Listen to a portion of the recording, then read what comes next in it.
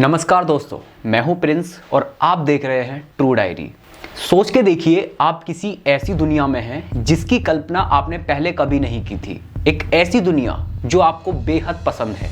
उस दुनिया, उस जगह का अनुभव आप पहली बार कर रहे हो और उस जगह की हर चीज को आप अपने दिमाग से समझने की कोशिश कर रहे हो, या फिर आप किसी ऐसे इंसान के साथ हो जिससे आप बेहद प्यार करते हो। आप उससे बातें कर रहे हो, उसके साथ घूम रहे हो या फिर उसकी बातों को ध्यान से सुन रहे हो, लेकिन एकदम से आपकी नींद खुलती है और आप अपनी आंखें ना चाहते हुए भी धीरे धीरे खोलते हो। यानी आप समझ जाते हो कि मैं कोई सपना देख रहा था। फिर आप दोबारा से सोने की कोशिश करते हो, ये सोच के कि शायद कहीं फिर से वो सपना आ जाए या फिर जहां से छूटा था वहीं से कंटिन्यू शुरू हो जाए, लेकिन ये संभव नहीं हो पाता है। फिर हम सोचते हैं कि चलो छोड़ो, खुद से ही सोचने की कोशिश करते हैं कि क्या था, कैसी दुनिया थी, क्या क्या चीजें हमने देखी थी या फिर क्या क्या बातें हमने की थी। लेकिन अफसोस, जो चीजें हमने सपने में देखी थी उसमें से सिर्फ 10% ही हमको याद रह जाती है और हमारे बार बार प्रयास करने के बावजूद हमें खास कुछ याद नहीं आ पाता है, जिससे कहीं ना कहीं हमें उदास भी होना पड़ता है। तो दोस्तों, कैसा हो अगर हम अपने किसी भी प्रकार के सपने को ना सिर्फ याद रख सकें बल्कि उसमें देखी गई चीजों को वीडियो के फॉर्मेट में जब चाहें देख सकें, या फिर उसमें सुनी गई या बोली गई बातों को ऑडियो के फॉर्मेट में सुन सकें। यानी कि उस पूरे सपने को हम एक पूरी फिल्म की तरह जब चाहें देख सकें। और कैसा हो अगर मैं कहूं कि आज की डेट में ऐसा कर पाना संभव है। जी हाँ, जापानी साइंटिस्ट ने एक MRI मशीन सक्सेसफुली बना ली है जिससे ऐसा कर पाना संभव। ये मशीन कुछ इस तरह दिखती है।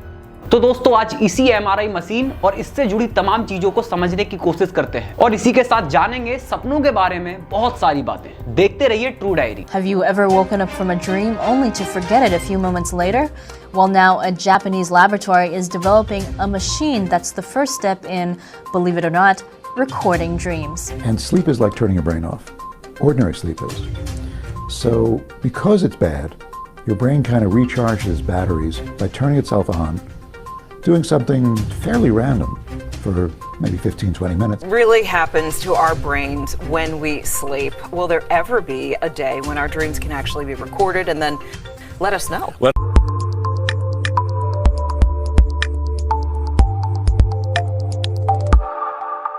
सबसे पहले सपनों को लेके कुछ बेसिक पॉइंट्स जान लेते हैं। हम जितनी भी देर तक सोएं, नॉर्मली हम 2 घंटों तक सपने देखते हैं। हर 90 मिनट के बाद एक सपना आता है और पहला सपना नॉर्मली 5 मिनट का होता है और आखिरी सपना 45 मिनट से करीबन 1 घंटे का हो सकता है। नींद से जगने के बाद 95% लोगों को उनके सपने याद नहीं रहते और मेल और फीमेल के सपनों में बहुत फर्क होता है। अब सीधे उस सवाल की तरफ चलते हैं जिसके जवाब में आज तक किसी का भी स्पष्टीकरण सामने नहीं आया है। Why do we dream? यानी कि हमें सपने क्यों आते हैं।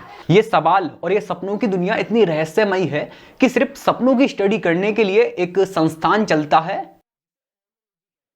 यहां पर साइंटिफिक तरीके से सपनों पर स्टडी की जाती है। देखिए, इस सवाल का अभी तक साइंटिफिक जवाब तो किसी के पास भी नहीं है, लेकिन बहुत सारी रिसर्च से कई सारी थ्योरी निकलकर सामने आई हैं। पहली थ्योरी कहती है कि हमारी लाइफ में जो भी छोटी मोटी एक्टिविटी हुई होती है वो हमें सपनों में अलग तरीके से दिखाई देती है। वो इसलिए क्योंकि हम उन चीजों के आधार पर और अच्छे से उनको समझ पाएं। दूसरी थ्योरी कहती है कि हमें सपने इसलिए आते हैं ताकि हमारा शरीर सपने देखकर आराम कर सके। देखिए, इन दोनों थ्योरीज से तो ज्यादा कुछ खास नहीं निकला है, लेकिन तीसरी थ्योरी, हमें सपने इसलिए आते हैं हमारी डेली लाइफ में जो भी इच्छाएं अधूरी रह जाती हैं या फिर कुछ भी स्पेशल करने की हमारी चाहत होती है, उन्हें पूरी करने के लिए हमें सपने आते हैं। यानी कि उन इच्छाओं को हम अपने सपने में ही पूरी करके सेटिस्फैक्शन ले सकें। वैसे जब मैं इस थ्योरी के बारे में पढ़ रहा था तो मुझे इसको पढ़ने के बाद लगा कि हाँ, इस थ्योरी में दम हो सकता है, क्योंकि मुझसे जुड़ी हुई एक कहानी इस थ्योरी से रिलेट करती है। पहले कभी जब मैं बाइक नहीं चला पाता था तो मेरा बड़ा मन होता था कि काश मैं बाइक चलाऊं और उसको लेकर वैसे ही इधर से उधर घूमूं। यानी कि बाइक चलाना मेरी इच्छा थी और वो अधूरी इसीलिए थी क्योंकि मैं चला नहीं पाता था। लेकिन एक रात मुझे सपना आया कि मैं बाइक चला रहा हूं और मैं फालतू में उसको लेकर इधर से उधर पेट्रोल फूकता हुआ घूम रहा हूं। तो इस कहानी को देखने के बाद मुझे इस थ्योरी में थोड़ा सा दम लगा। लेकिन एक बात सोचिए कि हमारे पीछे बड़े बड़े दानव राक्षस टाइप के लोग पड़े हुए हैं और वो हमें मारना चाहते हैं, या फिर हम किसी ऐसी कंडीशन में या ऐसी जगह पर फंसे हुए हैं जहां से निकल पाना बहुत ज्यादा मुश्किल है। मैं बात कर रहा हूं इस प्रकार के आने वाले सपनों की। जो हमें बहुत ज्यादा डरा देते हैं। तो हमें इस प्रकार के सपने क्यों आते हैं? क्योंकि मुझे नहीं लगता ऐसी इच्छा कभी किसी ने की होगी। तो इसको देखते हुए थ्योरी भी ज्यादा सही नहीं लगती है। अब देखिए, इन सभी थ्योरी से भी ज्यादा कुछ खास नहीं निकला और हमारे पास कोई भी साइंटिफिक पुष्टिकरण भी नहीं है जो ये बता सके कि सपने क्यों आते हैं। तो ऐसे में हमारे पास सिर्फ एक ही बात सोचने के लिए रह जाती है कि सपने बस ऐसे ही फालतू में आ जाते हैं, क्योंकि हम कभी पहाड़ों से गिर रहे होते हैं या हमारे पीछे कभी भूत प्रेत पड़ रहे होते हैं। तो क्या है ये नॉनसेंस, सब बकवास है। तो सपने हमें ऐसे ही आ जाते हैं। लेकिन दोस्तों, मेन चैप्टर अभी बाकी है। वर्ष 1900 की शुरुआत में मद्रास में रहने वाले मैथमेटिशियन श्रीनिवास रामानुजन ने बहुत से ऐसे फॉर्मूलाज को जन्म दिया जिन्हें उस टाइम के हिसाब से असंभव माना जाता था। इसीलिए जब लोगों ने उनसे पूछा कि इन फॉर्मूलाज का निर्माण कैसे किया है, तो उनके पूछने पर उन्होंने बताया कि ये फॉर्मूलाज उनके सपने में आए थे। और 1905 में एल्बर्ट आइंस्टीन ने बताया कि उनकी थ्योरी ऑफ रिलेटिविटी का जन्म भी उनके सपने में हुआ था। और 1913 में एटम का स्ट्रक्चर भी नील्स बोहर को उनके सपने में दिखाई दिया था। उसके बाद उन्होंने उसको तैयार किया। और दोस्तों, इसी प्रकार की बहुत सारी कहानियां आज हमारे सामने मौजूद हैं। तो इनको देखकर क्या कहा जा सकता है? क्या वाकई सपनों का कोई मतलब होता है? क्या वास्तव में सपने हमें कोई फ्यूचर के लिए मैसेज देने के लिए आते हैं?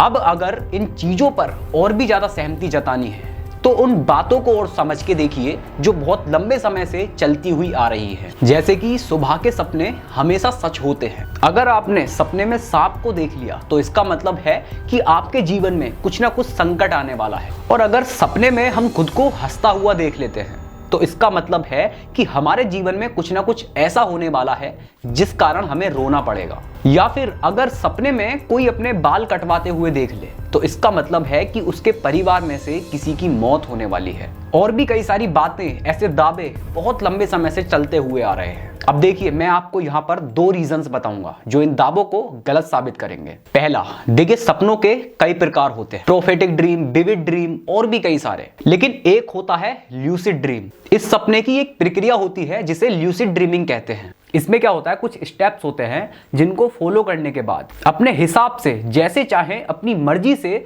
सपने देखे जाते हैं। यानी कि सीधे सीधे सपनों को कंट्रोल किया जाता है।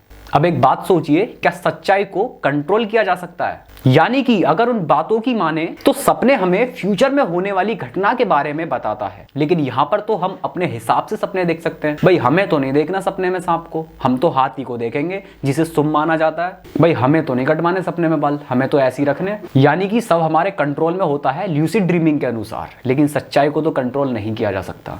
दूसरा, आज तक इन बातों और इन दावों का कोई भी साइंटिफिक या आध्यात्मिक स्पष्टीकरण सामने नहीं आया है जो इन बातों की पुष्टि कर सके कि ये सही है। और अधिकतर इस प्रकार के सपने आध्यात्मिकता से जुड़े लोगों को आते हैं, लेकिन आज तक कोई भी ऐसा इंसान नहीं हुआ है जो ये कह सके कि मेरे इस प्रकार के सपने सभी पूरे हुए हैं। हाँ, कुछ परसेंट हुआ है कि लोगों के इस प्रकार के सपने कुछ हद तक पूरे हुए हैं, लेकिन वो कुछ परसेंट कैसे साबित कर सकती है कि इस प्रकार के सपने हमेशा सच ही होते हैं? तो देखिए, जैसा कि मैंने आपको पहले ही बता दिया था कि सपनों की इस रहस्यमय दुनिया को समझ पाना बिल्कुल भी आसान नहीं है। आप नॉर्मली गूगल पे, यूट्यूब पे सर्च करोगे कि कल रात मुझे ये सपना आया था, तो इसका मतलब क्या है? आपको हर जगह कुछ ना कुछ ऐसा देखने को मिलेगा जो एकदम इलॉजिकल होगा और हो सकता है बहुत ज्यादा डरावना भी हो। लेकिन जब तक इन बातों का कोई भी साइंटिफिक या आध्यात्मिक स्पष्टीकरण है ही नहीं तो इन बातों पर हम कैसे भरोसा कर सकते हैं? खैर, निष्कर्ष पर आते हैं।